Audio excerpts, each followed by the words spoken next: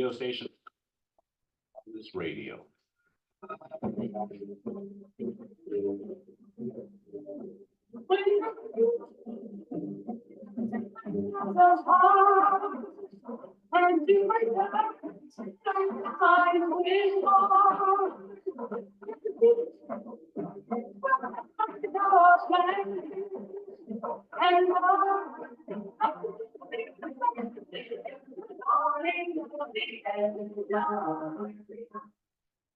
Good afternoon, everybody. This is Dr. Duncan McCollum coming to you from KSCO. It's a great day out there and very beautiful day in Santa Cruz. And I appreciate you all being here. And a lot of you, when you come into my office to see me for whatever kind of condition you might be suffering, I always appreciate it when you tell me that you heard me on the radio, or you've been following me or listening. And I appreciate that because I'm here to make a difference. And, so I was kind of taking a look at a lot of the stuff that's going on in the world today. And I got reminded of 1968. I was in 7th grade, and the musical Hair came out in San Francisco. And that's where the song Aquarius came from, of course. And I remember my two best friends at the time, Billy and Andy. No, it was Chris and Tim Liefeld. I always had twins as friends. Anyway, Chris and Tim, their dad was a pretty progressive guy, and he was going to take the family to go see Hair in San Francisco. And I needed permission from my parents, and they would not give it to me. They didn't want me to go see what was going on. Unfortunately, I missed it. But they said, we don't want you seeing some guy standing on the stage with no clothes on, was their main justification. But a really interesting time of life at that point. The Vietnam War was in full swing. A lot of our brothers were off to war. Older brothers, I missed the lottery by 1 year for some lucky reason. But, I remember the song Aquarius coming out, and it had a euphoric idea. And, ages don't change very long regarding the solar system or the stars. And so it's just kind of interesting to me that this was supposed to be an age coming in of happiness and love and, understanding. And, it lasted for a few years, and a lot of the listeners are in my age group, so they remember this probably as well as I do. But it's just kind of sad to see the disarray on the planet right now. There are so many factions combating each other. What happened to the understanding and the willingness to hear another person's point of view? So we're ending up 2023 in kind of a mess. Our country is, at unrest, and a lot of the citizens are either decisive on one line or one hard line. They're confused and concerned, or they're on the other side, hard-lined. And, this was not the way it's supposed to be. I mean, we were supposed to be able to understand and get along and make sure that we actually can have a civilized world. And one thing I've come to find out is usually in any conflict, there is somebody else creating it. So there's always a hidden agenda by some group that is trying to pit one side against the other, and they're telling lies one way or the other. I was going to play the song by Fleetwood Mac, Little Lies, today, but I thought, really talking about the age of Aquarius and, is a much better idea, because we need to unify as a country and understand that we can have disagreements, but we also need to be willing to look at the other person's point of view and be willing to either change our mind or understand the other person's point of view. And this is something that, I'm confronted with as much as everybody else out there. But the point for me is we've got a new year coming, And how, what I want to do is help you kind of set some ground rules for yourself for 2024, as I am doing this for myself, even as I speak.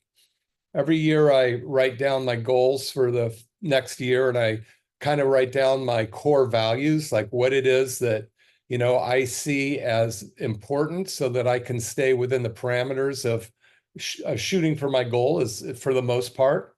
Any of us are going to slip off to the side one way or another, but as long as we can have a correct on our trajectory, everything will turn out better than it is now, as long as that's your goal and decision. So, one of my core values is, to make sure that I don't treat other people the way I myself wouldn't want to be treated.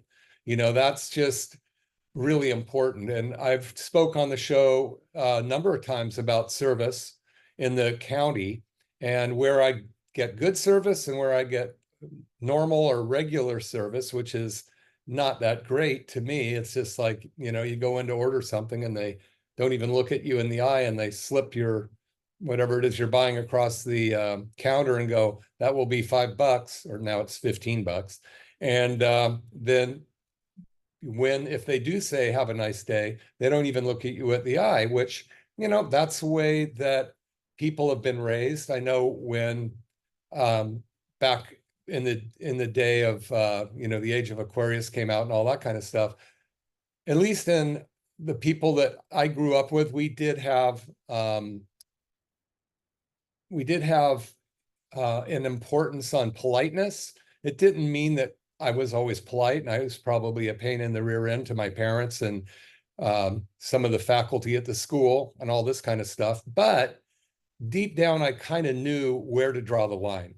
And I think being nice to the other people, regardless of their belief system, is going to be real important moving forward in this next several years, if we are going to move forward as the United States and as a world relatively at peace. So, we have a lot of work to do. So the one core value is, treat people the way I would like to be treated.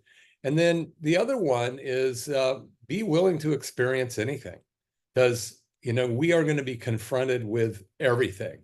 And so if you can realize that and go, okay, well, this is what this person feels, or this is what is going on in the economy right now, or this is what's going on with the weather, or, my car breaking down, or whatever, my health having a problem, whatever that is, you have to be, in my opinion, willing to go, okay, well, what do I do now?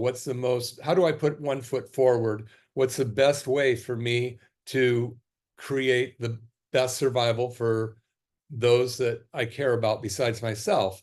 And, so I've tried to live by these principles for the most part. And again, there'll be times, maybe weeks or months where I'm off the rails, and but I'll try to make sure that I get myself back. So be willing to treat people the way you want to be treated, be able to experience anything. And then, basically, if you know where you're going, you have a relatively good chance of getting there. So at the end of the year, it's always a really good idea to start to look at the next 12 months and go, where do I want to be by December 2024? What would I like my life to be like? Do I want it to be the same as it is now? Do I want to have advanced in some of my beliefs or my strategies, or my financial situation, or my relationship? What can I do different? Because nothing stays the same in this world. A lot of times, well, I believe that the peoples of Earth don't like change as a pretty common denominator.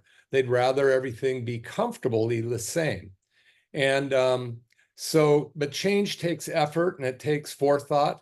And, if you don't push the change you want, it's probably going to change the other way. I was watching a short video of Gosh, I can't remember his name. He's been the guy that has you walk on fire and all that kind of stuff. And, deciding that you can overcome anything. But it was a clip of him probably at 20 years old. He's probably in his late 60s or 70s now. But he was talking about at that point, if you're more or less, I'm going to paraphrase, but he was saying, if you're not happy with what you are doing, then you need to change what you're doing. You can achieve anything if you want it bad enough. And if you use tools that are there available for you. So that stood clear way back then. That was in the 70s, I guess he was doing that. And now here it is, 2023, almost 2024. And we have this possibility to make our lives much better in this next 24 or these next 12 months of 2024. But first of all, you have to figure out where you're at and then decide where you want to go. And it doesn't have to be an exact, but the closer you can decide what your goals are, the better off your aim will be to get there. It's kind of like taking a boat. You get a boat jump on a boat in Santa Cruz Harbor and head west with no destination in mind. Well, you'll get somewhere. You might be at a calm in the middle of the ocean and run out of food and water because he had no plan and you didn't have an understanding of how to get somewhere because he had nowhere you were trying to get. But if you have a map or a chart and you can see where your destination is, then you can understand that there are a lot of unknowns getting there. There's going to be typhoons, droughts, lack of wind, tremendous winds, and perhaps pirates or any of these things. And you prepare for that and you learn how to navigate the waters well enough.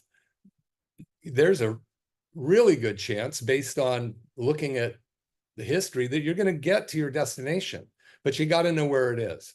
So what I'm always do with the staff at my office every January, I sit down and go, okay, so where do you want to go, individual staff member? What do you see you'd like to change in your life this year? And we take time. I have them write down maybe 4 or 5 major goals. And you'd be surprised, and maybe you wouldn't. If you do this yourself, maybe you have a hard time writing one down. And maybe it's because when you've tried to achieve them, they just don't come true and you've given up on your dreams and goals. Well, what this gentleman said, who has everybody walk on fire, and I'm sorry, I can't remember his name, but if you have a goal and it's strong enough, you'll get where you want to go. So, I started off talking about just the state of the world here, some major wars going on. And there's, again, that song by the Fleetwood Mac called Little Lies. There are always going to be truths and untruths in these kind of situations. And a lot of times it's perpetuated by somebody who's behind the scene wanting to achieve some kind of goal. And a lot of times that goal is to achieve chaos so that while chaos is being committed, they can go off and do something else. And we see this a lot. You create a tension over here and then you can sneak over there and get something. So whether that makes sense to you or not, if you just take a look at, the world around us, it's happening, it's happened. And we just need to be smarter as a group. We need to communicate better. And we have to take a look at where these conflicts are and who benefits from us being in those conflicts. Who's going to benefit by us being at war with every single group in this country battling each other when there's a lot of power being passed off to, large individuals or groups. And we're just getting weaker and weaker and less free as a nation. So the one thing that you can do individually is decide to flourish and prosper, and then flourish and prosper. So first you have to decide, I want to do something different. I want to have a better life at the end of 2024, I want to have a better life than I do now. Maybe it's a family member I want to help. Maybe it's a business opportunity that I've considered, but there's absolutely no reason you can't do something. You know, some of the stuff that has stopped us from doing this is the invention of mass media. Television sucks us in. We watch these sitcoms, or we watch radio shows or news channels, or series that are really entertaining and they're great, but what they do is and I watch them, some of them sometimes, but what they do is they suck you in and they steal your creativity, because you are being absorbed into the creativity of somebody else, and it's stopping you from creating things you may want to actually could create if you were given the chance. How many people, if they were really given the tools for their imagination and their imagination wasn't squelched, how many people could have created some amazing things to help the peoples of Earth? And I remember I was dyslexic, diagnosed as dyslexic in first grade, couldn't make the letter C go the right way. And then a lot of other issues came up with my learning. And even to the point where in third grade in circle time, a blind kid named John sitting next to me could read C-spot run beautifully. And when it came to me with my eyes, I couldn't read anything on the page. And that was pretty devastating, because all of my peers were sitting there, all my boyfriends and girlfriends, or all my kids I hung out with. And it was quite, it beats you down. And so you just decide, well, I've taken a huge loss reading. Why bother learning to read? And I didn't learn to read till I was 28. I just found something better to do, but avoided it, and it held me back for a long time. So what are your things that are holding you back? If you have set goals year after year after year and only achieved a couple, or maybe not achieved any, maybe because you got distracted and you weren't focused enough long enough to get it going, and you didn't give yourself benchmarks to see where you're going along the way. I've been doing this type of thing for at least 35 or 40 years, where we make dream boards.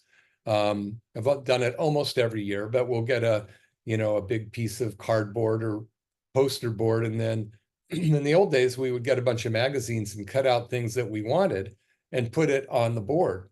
And we would have phrases that reminded us of it and different things like this. And you put it in your bathroom or in your closet so you see it every day. And sometimes it was so hard to pick one thing that I wanted to achieve, one goal. And because, I've been taught, kind of by my own agreement, that goals couldn't be achieved. And, there were those in school, high school, and that were great athletes. And, they did really well with that group, and they were good students, and they, they achieved things, and they went to college right off the bat. I had broken my back when I was 12, falling out of a tree, and it went undiagnosed. I crushed my back, but nobody ever took an x-ray of it. So when it came to doing those sports, I fell short because the pain was so severe when I tried to do some of the things that I would have needed to do to get on a team, that I decided, well, I'm just not going to be very sport oriented. So, there I was, same thing happened with me reading and then trying to do sports.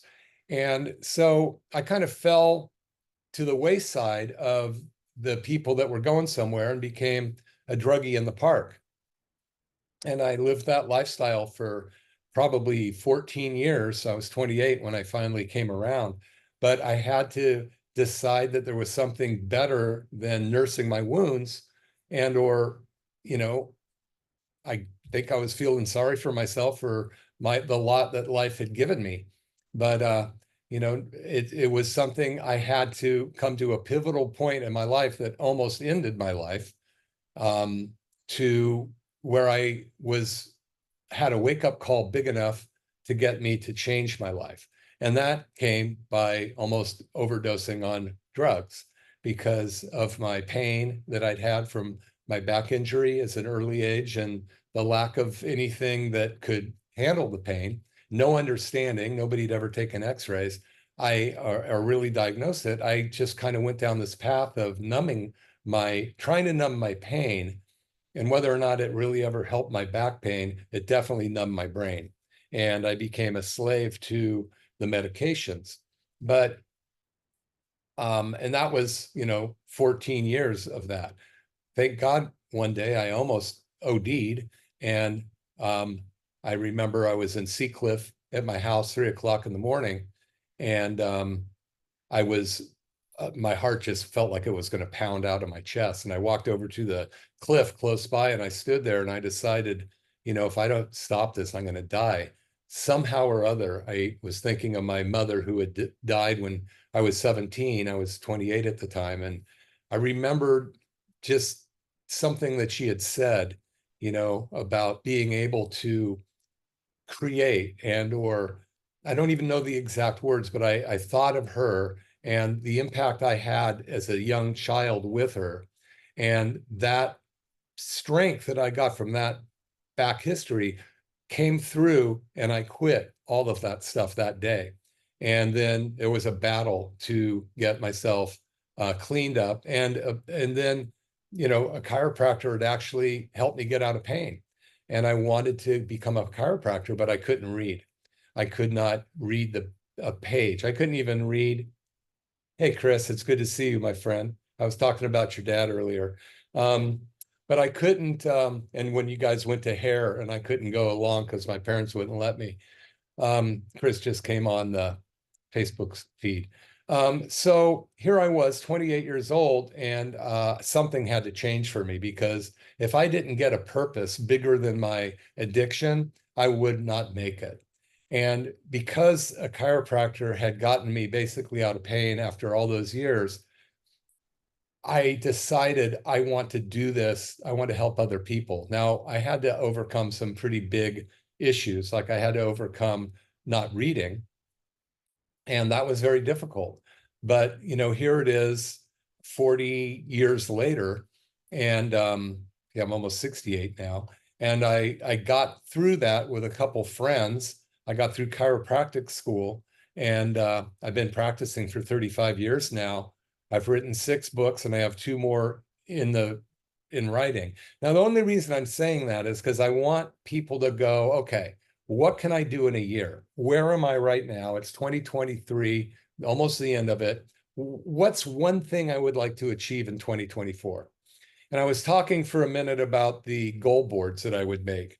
And I had a kind of a mentor who would say, go ahead and put the things that you want. And, back then we didn't have enough specificity. So I'd put like 20 things on there.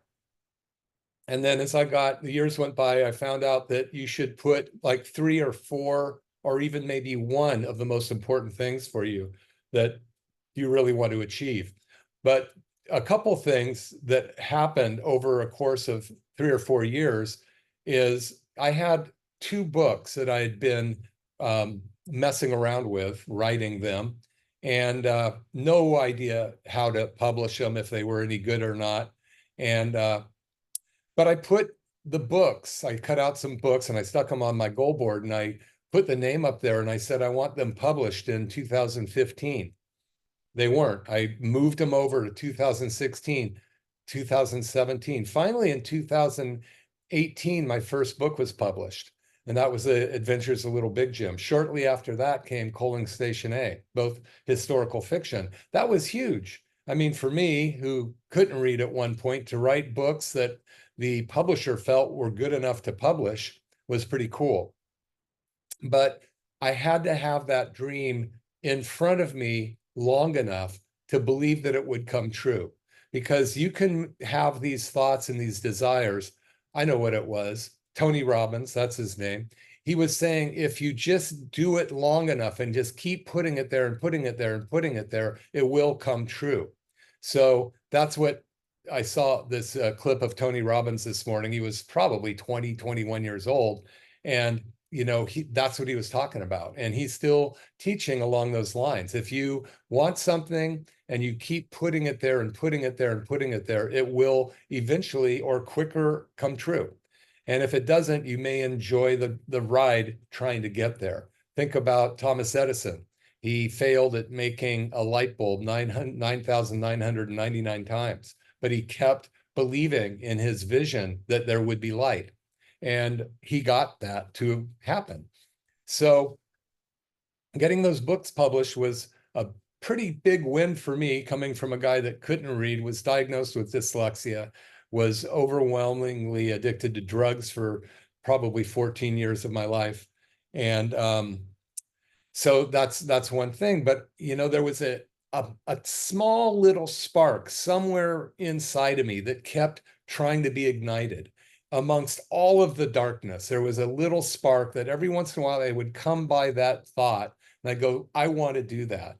And then I would lose it. And then I would come back and I want to do it. And I kept coming back to it. And then with the coaching from a lot of my friends and mentors, I actually started running that track long enough that it actually came to fruition. It's kind of like one of the things that I'm working with people with right now is peripheral neuropathy, where the nerves of your toes or fingers are dying and they're shortening. And it's called because of hypoxia or lack of oxygen. And we're having amazing results.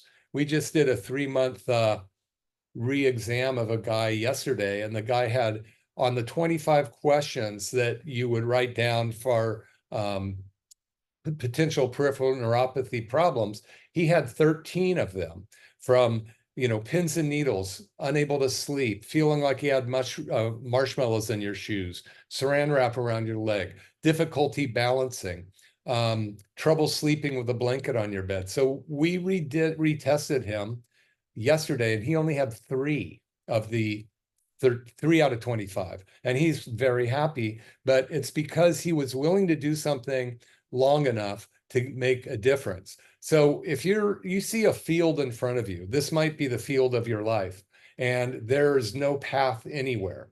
And on the other side of that is, you don't know. There's a ton of things there that you will get to if you decide to walk through that field. And it may be something that you don't want. It might, if you're wandering aimlessly through the field, you may never get to the other side. But if you walk the same path day after day after day after day, pretty soon that thicket of stickers that sticks to your socks will be replaced by a hard-packed dirt path that is well trodden, and it will get you where you want to go. So this is the importance of being able to relive what your goals are, what it is that you want to see happen every day. And you might, like me, forget about it for a while and then pick it up again. Another thing that I always wanted was a grand piano. And, I had an upright piano that my mother and my dad had left me when they passed away. I had a couple electric pianos, but I always wanted a really nice piano. So I cut one out, stuck it on my goal board.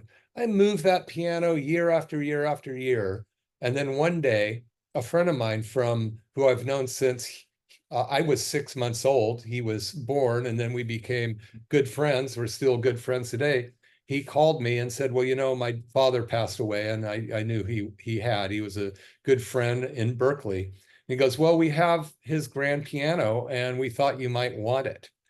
And of course I was thrilled, and I was able to get that grand piano, really nice. It was in the San Francisco Opera House. It was in one of the practice rooms. So it's a beautiful Kawai piano, probably not played very much in the Opera House, but it's in my living room now. And it was, me deciding I wanted that piano for probably 5 years. It was on my goal board. No idea how I was going to get it. So this is what I just challenge you to try this year. Get a piece of cardboard off of a box, or, if you're more ambitious, go to Staples or someplace like that and get a white cardboard thing and get your idea of what you may want. I always put it in the middle of the board, maybe up towards the top a little bit. And then, just write down what it is that you want about it, what is good about it, what it would do for you. I've learned not to pick a ton of things, pick 2 or 3 really good ones. And, if it doesn't happen, just don't give up on it. Those things I told you about took me 3 to 5 years. There's still some on there that I've got going. But we have a chance right now at the end of 2023 to make a difference in our lives and those around us by the end of 2024 or by tomorrow. So, and our world needs help. And maybe one of your goals would be to show gratitude to somebody every day who you may not. One of the hardest things to do is to show gratitude to somebody that it's hard to find gratitude in. And you have to express that. Maybe you find one thing about them that you could admire, like, the color of their eyes or their earrings or their nose ring or something, right? And as you start to do this, gratitude, appreciation, and seeking your goals, just like that big field full of grass with no defined path, your brain will build those tracks for you to get you what it is you want to get. And we need a lot of help right now. There's so many people pointing the finger at everybody else. And, you've probably heard the phrase, when you point your finger at somebody else, there are 3 other fingers pointing back at you. That's what we really need to embrace right now, in my opinion, is what can you be responsible for in your life? What can you be responsible for in your community and in your state, and I'm not politically active. I'm not going to become a state representative or anything like that, but I do have my beliefs in what's right and what isn't right. And I do believe in the golden rule, treat people the way that you yourself would like to be treated. Then the other thing, of course, is being able to experience anything and go, okay, well, I experienced that. It didn't kill me, or maybe it did, but something's going to get you anyway. You might as well have conviction as you go. But one thing that I've been talking about quite a bit, my dear friend Ben Azadi, the keto camp king, he's really risen to a point of power in the last 4 or 5 years in the ketogenic world, fasting world, with Dr. Dan Pompa behind him. And he's one of my really close friends. We communicate quite a bit, but he started talking about vitamin G. And as you know, if you've listened, I've been talking about vitamin G quite a bit, to a point where I bottled it. So I'm the first one in the country, or probably the world, to ever bottle vitamin G. And you might say, well, what is vitamin G? Well, vitamin G stands for gratitude. And so this is one thing that you can do. If you don't do anything else, try this. And I'm just going to look at the bottle here for a second. It says vitamin G, 100% pure gratitude. And then right below it says, don't keep out of the reach of children. So don't keep gratitude away from children. I look at some of the stupid things that are, on some of the social media, and, the children, many of the children have no scruples. They don't have that touch of something that my mother gave me way back when that actually helped save my life when I was 28 years old. Some part of being connected to the lineage of my mother's and my father's line, perhaps. I don't know what it is necessarily, but it was something that pulled me through and made me decide that it was worth me sticking around. I had something to do for myself and perhaps contribute, although I didn't believe that at the time, until I decided to become a chiropractor. And then, I graduated in 1989, the same month that the earthquake hit Santa Cruz. And I remember Dr. Ignatius Piazza had a practice in Aptos, and, I went over to see him, and he had moved all his tables out into the parking lot, and he was adjusting anybody that needed it for free. And, he asked if I wanted to participate and see what we could do to help more people in the community in this time of need. That was such a cool thing. And I still remember it. And now, he's long gone, he's doing something else, but he was a driven person who had a desire to help as many people as he can. So you might just decide to help a family member. You might decide, hey, I just want to get my health back this year. I just want to do something for me. Maybe that's it. Do something for you. A lot of people are always doing stuff for everybody else, but not doing anything for them. I had a woman come in, and she's been to visit me a few times in my office with various conditions.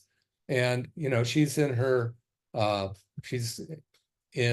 late mid 70s. And she was talking to me, and she goes, I've spent my whole life taking care of everybody around me. And now I'm kind of in a situation where I need help, and I don't really have any way to get that help. I don't want to impose on my children. And so, there's a self-worth thing there, perhaps. I mean, I don't know what we can do to help everybody, but I do know that if we plant a seed, you can make a difference. So that's what I'm asking you to do for yourself this coming year, is just change one thing for the better in your life. It could be your health. Now, I'm a chiropractor. I'm practicing Capitola. You've probably heard my show before. We do have chiropractic, which saved my life. We also have brought in the stem cell machine, the TRT machine. It's called Softwave, which also saved my shoulder. I do things, and I've brought things into my practice that have helped me. I couldn't walk. I was flat on my back when I was 20, re-injured my back so bad lifting a piano. So, I didn't even know I had broken it. But, I moved to Santa Cruz because I couldn't do anything. I became a mechanic.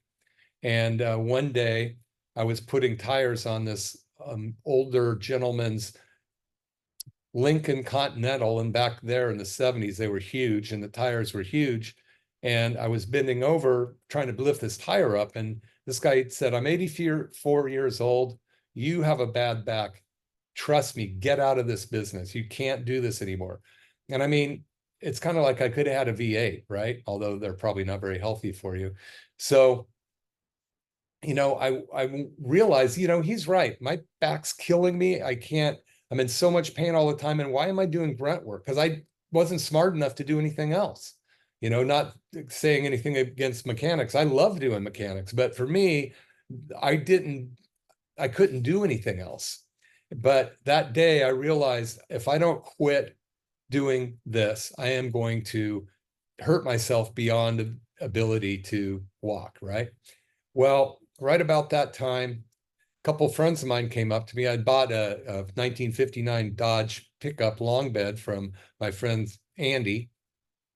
And these two guys came up. Anytime you have a pickup, you're everybody's best friend. And these two guys came up and said, hey, Duncan, man, these guys gave us a piano, an upright, and that was one of those huge things.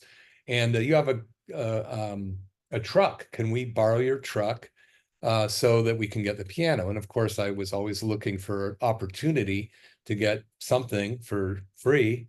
And I said, sure, you guys buy the beer and we'll go move the piano. So we were in agreement. They went and bought a case of Busch Bavarian talls, 16 ounce, a whole case for the three of us. We drank the case and then proceeded to find our way to wherever this piano was being stored in somebody's garage. And back in those days, you drank the beer first and then you did the work. Kind of got turned around now where you don't drink before you do anything, but we were dumb kids. And so we see this piano. I'm bigger than both of them. And I don't know that being in pain is not normal, because I was always in pain and nobody seemed to care. They gave me drugs, except for the drugs that I got from the Jefferson Airplane song was better. Go ask Alice. White Rabbit. So anyway, we're trying to move this piano and the wheels didn't work. So we had to lift it about couple, 3-4 inches off the ground, and in a stooped position, move it a little bit and a little bit, a little bit, till we were outside of the garage, so we could lift it up and put it on the bed of the truck. Well, we almost got to the edge of the garage, and they said, okay, let's lift it up. And so we lifted it up, but my end hit the top, collapsing my back and destroying it, basically. I was flat on my back for 3 weeks. I couldn't move, no drugs of any kind, legal or illegal, could help me. And I started to have trouble even going to the bathroom. Finally, 2 friends, I don't know if they were the same 2 or not, because I was in kind of messed up shape at the time. They came in and said, we're taking you to a chiropractor. I said, no, I'm not going to a chiropractor. I grew up with medical doctors. We're not going to a chiropractor. Well, they looked at me and said, dude, you can't move. So they took my this old green moth-eaten couch that I'd brought down when I moved it out of my dad's house. They put that in the back of my truck, and then they lifted me up and put me in the back of the truck on the couch and proceeded to drive me downtown to Dr. Anthony York's office, a chiropractor in town. And when I got there, they carried me in, and I was scared to death. I would have crawled out if I could have. But when we walked in the room, there was this angelic receptionist, just beautiful. She was from the Midwest. Her name was Patty, and she was Dr. York's wife. And she looked like Snow White to me. I mean, if it wasn't for her, I would have gotten out of there somehow. But she assured me that I was in the right place. And then Dr. York did a consultation of me. I told him what happened with the piano, and he said, okay, let's get some x-rays. And if you've heard this story before, I apologize, but I feel like it's important to tell it again. So 2 friends picked me up and hold me in front of the x-ray machine, getting x-rayed themselves as Dr. York takes a picture of my back. Then he's gone into the dark room for a while, and it sounded like Dr. Hyde or Mr. Jekyll and Dr. Hyde, whatever it is, and Dr. Jekyll and Mr. Hyde. There goes my dyslexia. And then finally he came out and he put an x-ray up on the view box, and he said, when did you break your back? And he pointed to a crushed vertebra in my low back. He said it was like a green stick. It didn't shatter, it just squished like silly putty when I fell out of a tree when the branch broke when I was 12. And that's why I'd had pain all those years. It'd never gone away.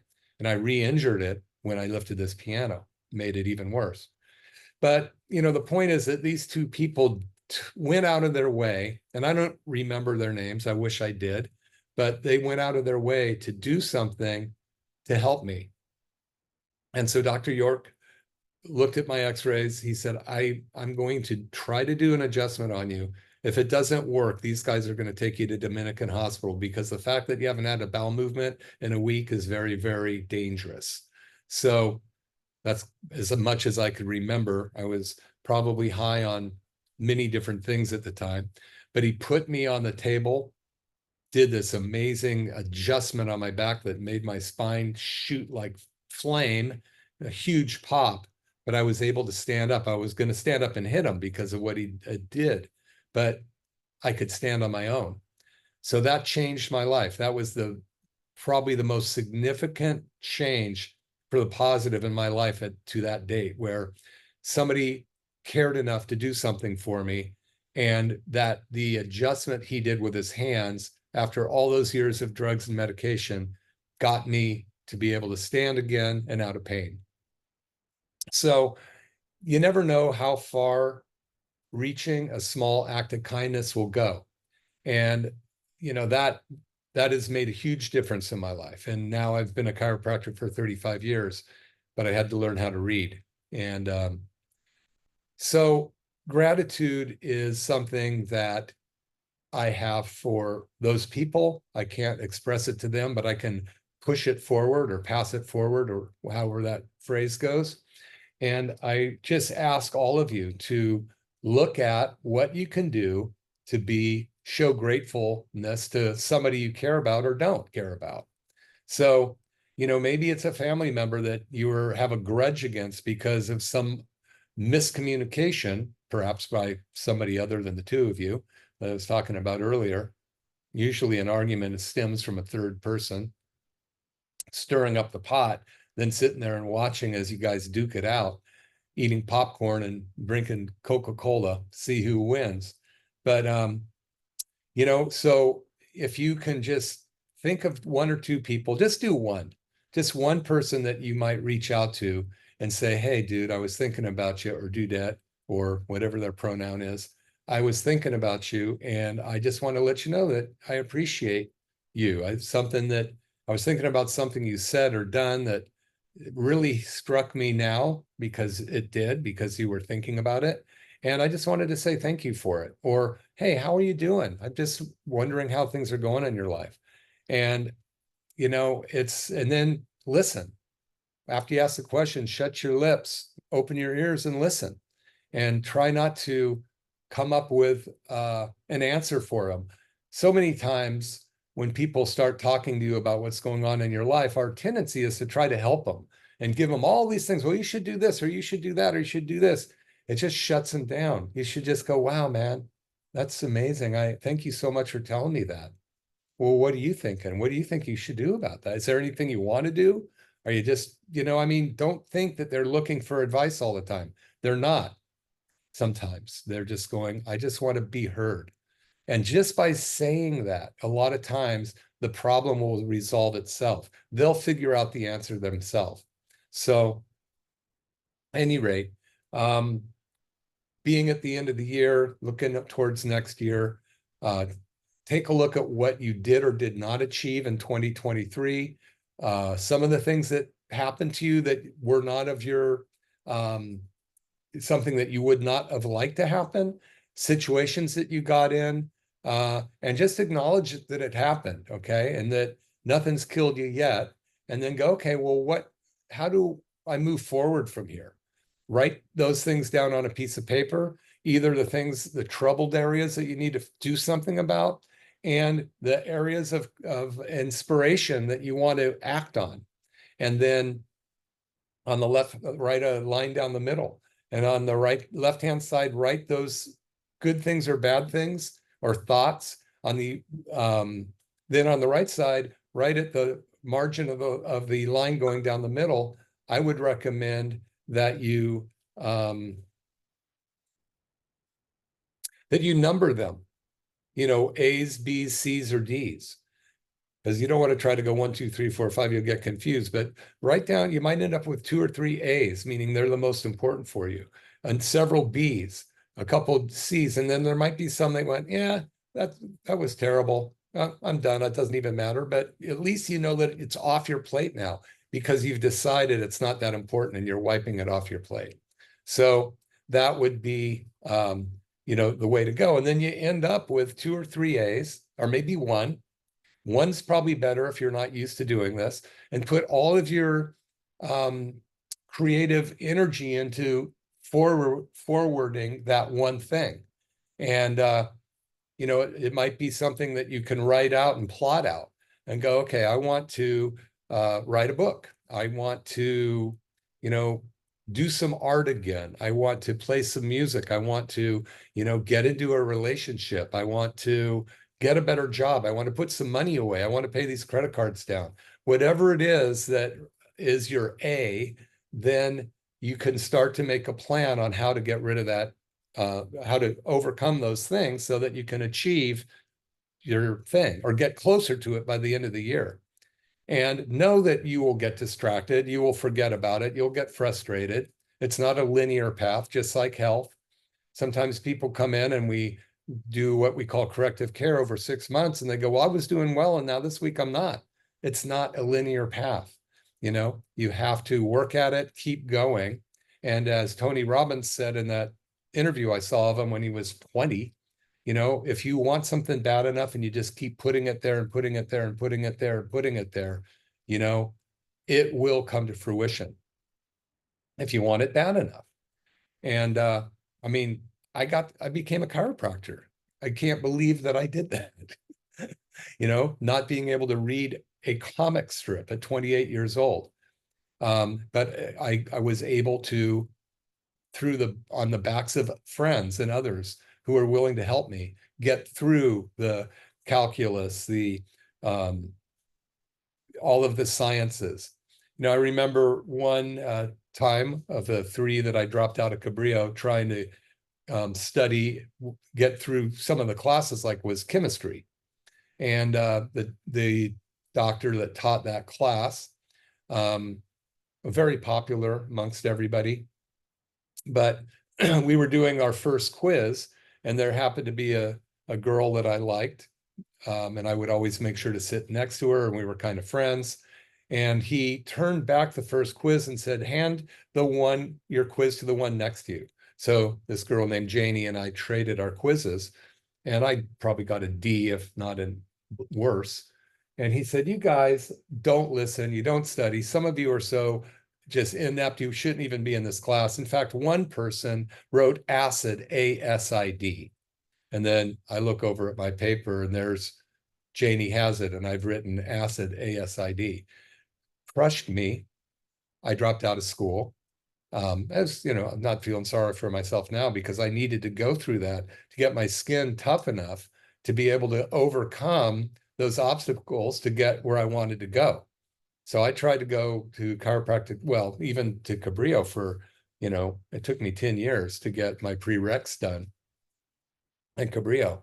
And then, finally I got those done, and I got into Palmer Chiropractic College, and I went straight through by having great friends to study with, but I couldn't have done it on my own. So I'm very grateful to Fernando Luque and Mark Massart, who are my study partners, to Robert Martinez and Sherry, his wife, who we all studied together.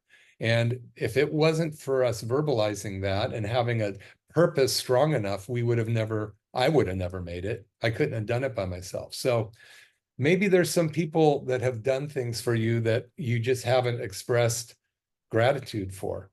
So I was talking for a minute. Wow, God, the show's almost over.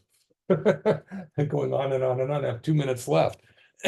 Well, you can come by the office and ask for a bottle of vitamin G. It stands for pure gratitude.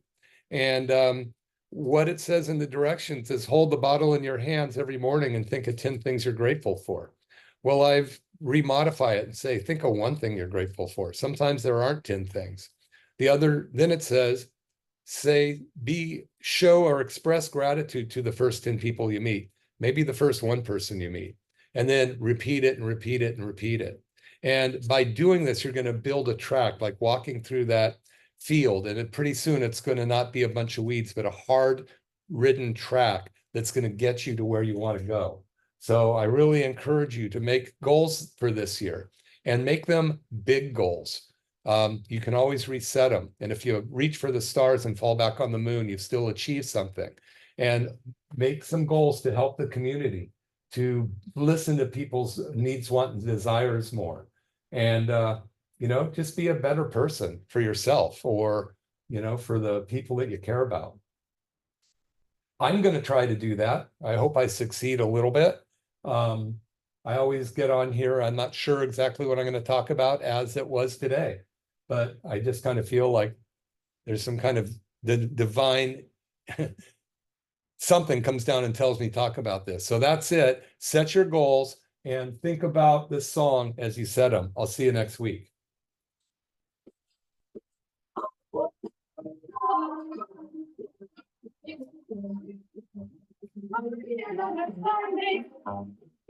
Across the valleys, to those who reach out,